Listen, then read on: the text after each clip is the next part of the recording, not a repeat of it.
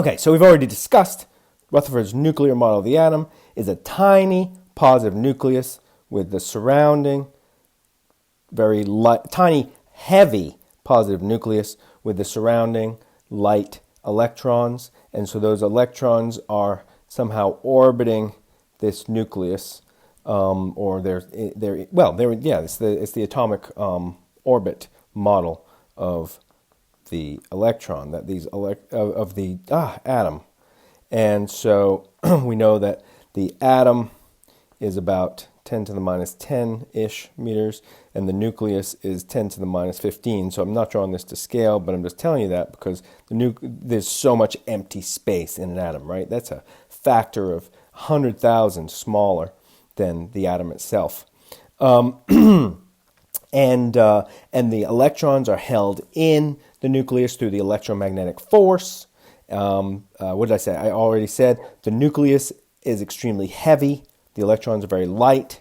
That's really understood. What that means is that the nucleus doesn't move, but the electrons do. This is the planetary orbit model, right? The planetary orbit model is that the planets go around the sun. The planets go around the sun. The sun doesn't go around the planets because the sun is so much heavier than the planets, right? So that's the idea, that the nucleus is so much heavier than the electrons that are going around it. Things we've already talked about.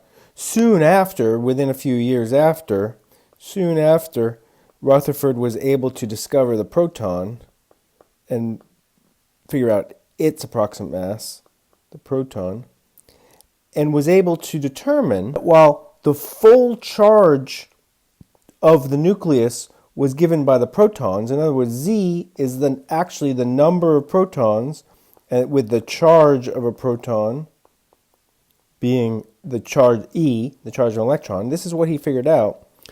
Yet, the mass of the protons only accounted for half, or of all the protons in the nucleus, only accounted for half the mass of the nucleus. So while he discovered protons and detected protons, was able to measure the proton's properties, he had not discovered the neutron. But in discovering that the mass of the proton was half of the mass of the nucleus, right, that's nucleus, therefore he was able to theorize that there must be a neutral particle making up the rest of the mass, and he theorized the neutron. Therefore, he theorized the neutron existed, and indeed it was discovered sometime later by others.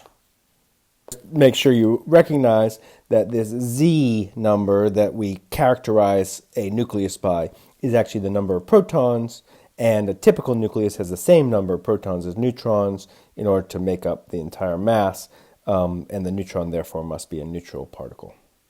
So this is quite a nice description. It brings a lot of things together, except that there's a problem. Oh dear, there's a problem. And the problem is that this does not explain atomic spectra. Remember the atomic spectra? It doesn't explain the spectrum because, here's the key, is that these electrons that are going around are in orbit. And the electrons, because they're electrical, and they're accelerating because they're going in a circle, right? It's centripetal motion. They are definitely accelerating. It is understood that an accelerating particle should emit photons. And the electrons are not always emitting photons. Not only that, therefore it should be continuously emitting photons that have to do with the speed and radius of the electron. I'm not sure that it's clear that there's a problem there.